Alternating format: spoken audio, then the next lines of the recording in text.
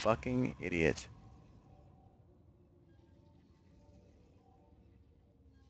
Derp, my derp, derp, derp.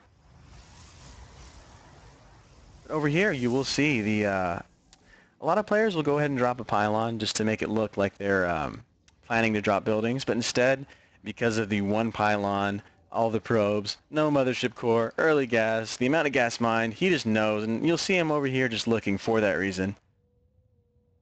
Because he knows there's something somewhere. The question is, how is he going to react to it? And over here in his main base, you do see a factory starting, second command center being produced. It'll be a 1-1-1, expand possibly. Pulls all the SCVs wisely, able to mitigate damage. Oracle having to use tons of energy on the Marine. One Marine kill for all that energy, not a very good trade, so very, very good reaction. By ForGG, only down 4 at the moment. Starting that production, does have mules able to micro these Marines nicely, doing some nice damage to the shields of the Stalker. Gonna have to pull back. In comes the Oracle again with full energy. We do have the 3 Marines out. They're gonna do lots of damage. Gonna have to use the energy again on the Marines. And pulls the SCVs. Is able to take out one. Not a very good situation over here, but oh no, Marines almost misrallied, dying very easily, but the Oracles will have energy. Gonna have to pull back again, but we do have the Stalker coming up from the front, doing more damage. Gonna try to take out the supply depot, lowering the wall. We do have 2 Oracles in now. That's double the energy. But we do have the reactor barracks is going to start building up those Marines. And we have the very nice Widow Mine can come over here, post up at the front, go down, and now there's his defense at the front. Can now completely focus on these Oracles. Does have another Widow Mine in production as well. And is able to drop another Widow Mine here in the middle line. These one-shot Oracles, if they're bunched at all. And there goes one. SCV's already being pulled. Marines in good position. Another Widow Mine wheeling completion as well. We do have low HP on these Oracles. Widow Mine able to rebury more of these Marines coming out. You'll see a really, really, really good textbook reaction to this play.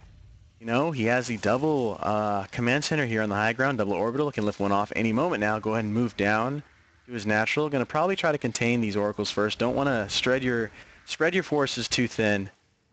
Yes, optimal saturation is 16 out of 24, but in this scenario, he's invested a lot into this proxy Stargate.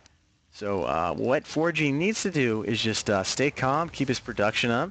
Because if we go over to the the TOS base, he is just now dropping his additional infrastructure. He is very, very low on army. He's got a sentry and the mothership core, and this small fleet of damaged Oracles. So he doesn't have too much, and 4GG's got to know this because he's playing it very well. So I'm gonna go ahead and move down to the low ground, possibly start a bunker, get a scout. No, instead gonna run into these Oracles. I was trying to possibly scout out that natural. Still electing to stay on one base.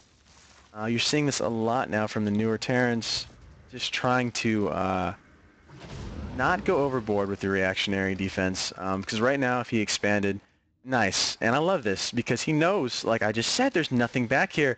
And because he invested in that, you'll see these this income, and I'll freak out like, how can the TOS do this? Well, the TOS is spread so thin, it's almost silly. So this is a possible reaction to that, is just, continuing the production, keeping the mules up, is going to run into that. Can he react in time? Do we have anything? No, has to just go ahead and pull the SCVs, 1 sentry, 1 zealot. Don't know how much they're going to do, and you got to remember this, this dropship, while giving mobility, also is going to heal these Marines as well, so he needs to go ahead and pull away. Able to delay mining by a significant amount, afterburners going off. And back down in the drop again, able to do some more damage. Going to take out one. Can we get another kill on that sentry? No, has to pull back, taking out lots of damage. Here come the Oracles as well. They cannot target that dropship, unfortunately. And there's the second round of afterburners pulling away. And over here in the Terran base, he is finally moving out to take that expansion. Going over to the income tab, we do have 34-45, so significant lead still by the Protoss. Not sure if that was the best reaction. Terran is also equally delayed in infrastructure as well. They are even in supply. But good thing to note, we do have lack of upgrades on both sides and the lack of tech as well. Early Colossus being chroned out is also dropping the Twilight Council as well. Not too sure about this situation. We have tons of probes. Very, very small army. Oracle's coming in to poke around. With that Viking out, not going to do too much. And unfortunately, for our TOS player, any type of proxy Stargate opener, for one, is going to lose that Stargate production. Eventually, it's going to happen. We'll lose the pylon, and also going to kind of prompt this Viking production, which puts the TOS in a very difficult situation because, you know, knowing that there's Vikings coming out, you could say, yes, they're already going to have Vikings, so I'm going to go ahead and go into Templar tech. But that's so gas intensive that you couldn't really have these sentries, you couldn't really be starting the upgrades. You'd have to almost move to 3 bases or have a plan to move into 3 bases. So you'd be very limited. And the opposite of this is kind of doing this, quick Colossus, then moving out, teching into the Templar archives. Again, you're going to see a lack of gas and just units overall. So very, love the new Marine skins and the skins you can unlock. Adds a lot of diversity to the game. But we do have the floating factory, of course, giving away the Marine Marauder Medevac composition, even though we don't have any Marauder production started yet. Instead, electing to just kind of move out for map control. I'm going to come out over here. Are we going to see a multi-prong attack, possibly? It's SCV coming in with a nice Widow Mine. It's going to pick up the 3rd base being built as well. Oracle's over here, not enough to really do damage, so if at the very least is going to deny mining significantly. Can he bury any of these at all? No. Oracle's very, very well done. Able to completely deny this drop. Next is going to go ahead and finish as well. Marines moving out, kind of throw down these destructive rocks. No, doesn't have time. Has to pull back the entire army. Stim is finished as well. Going ahead and starting the Viking Marauder production, able to finally take out on the wall. We do have a nice amount of Zealot Sentry. They're going to be able to provide a lot of defense. We do have Stim going off, able to maybe pull off some damage. Going to stutter step into the army. No multi-prong attack. Instead, electing to just kind of dive over here in the front. We do have the Planetary Nexus overcharging, doing some nice damage. Supply slowly building up. Oracle's coming in to give some vision. We do have the Widow Mines down. They're able to take out one of those Zealots, doing out a lot of nice damage. Here comes a split. Colossus is out. Viking, though, do have one out and more on the way. Unit streaming in to reinforce. And pretty even trade for both players. Going to the units lost tab, we do have a little bit more, about 500 more from VIpro. Income, though, is looking very good for VIpro. Up to 70 probes now. Tons of production possibilities. Once that additional infrastructure kicks in, we do have the Vikings slowly getting taken out, but there goes the Colossus. That was the only one on the map. Now he can move in, doing Stim. Lots of damage right now. Archons, though, are on the field as well, but there goes one.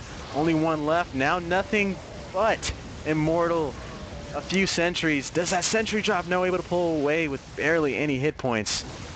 Concussive shell not researched yet, though. Can't kite as well as he wants to. Doesn't matter. Takes out one Immortal. Only down to one Immortal, one sentry as far as tech units. One Archon popping out as well. And huge damage still going out. This one Viking and 2 Vikings able to snipe the mothership core, but does get a time warp off in a very awkward position. Now, seeing the amount of Marauders, VIpro being forced into mass Zealot production. He does not actually have Charge Lot. No, does have that done in +1 as well.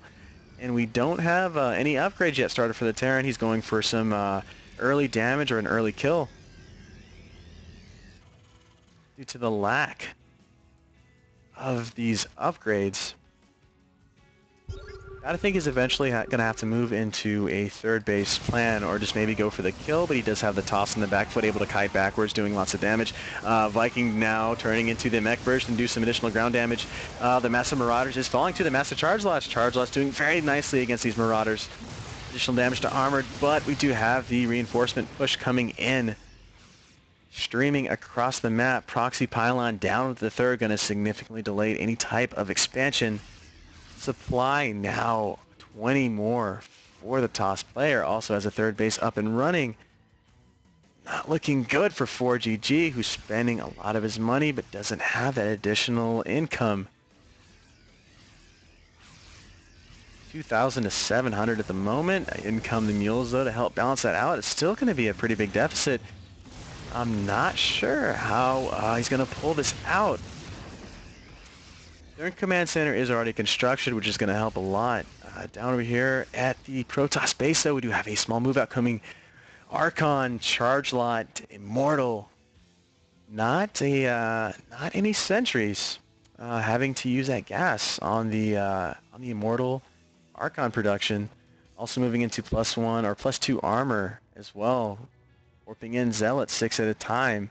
Coming to check the third time and going to be in a good position. No scouting information available. Is moving into a third orbital. This is going to get taken out. It's going to have to cancel, lift up, pull away these SCVs. He's in a very bad position. Is able to pull away, and a lot of these SCVs are going to get caught out of position. Not good to lose those workers, and he says move into the defensive position. But we do have a Doom drop coming in. Forces the warp in on the high ground. Emergency boost into the army, drops a stream of units eventually clumping up here in a very good position. This is going to really hurt the charge lots that can't get the surface area they need to do the DPS. Instead, lots of damage being dished out to this infrastructure. Going to go ahead and take out. Oh, nice. Takes out the robotics facility. Pylons going down. Going to get a huge supply block here. Supply plummeting. Over here, army split up. One Colossus doing tons of damage. Nothing but tech units here. Going to have to move into the very awkward base trade situation, but it doesn't matter because there's so many units here doing damage that he's going to snipe a Nexus. More units being reinforced. Lifts off, and because of the various choke points on this expansion, VIpro's got to pull back. He did start as a fourth base, which is now going to have to be a surrogate main. But there's still immense damage going out here. He has no robotics facility, no production capabilities, losing all his pylons, losing the robotics facility, now losing the robotics bay as well, losing the Templar archives, losing pylons. Too much lost here, I've got to say. Oh no, and caught out of position. VIpro might just lose his first game in this Team Story Cup.